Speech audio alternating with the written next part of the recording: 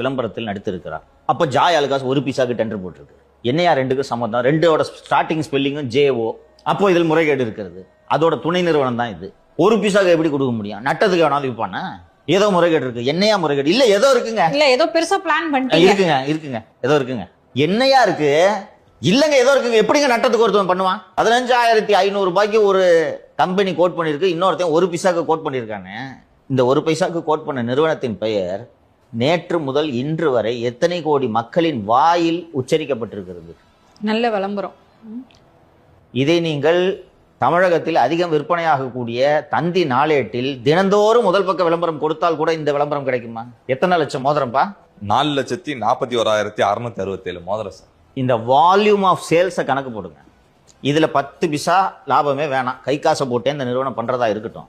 மக்களின் மனதில் இந்த நிறுவனத்தின் பெயர் ரீங்காரமிட்டு நகை வாங்கலாம் என்றால் நாம் அந்த நிறுவனம்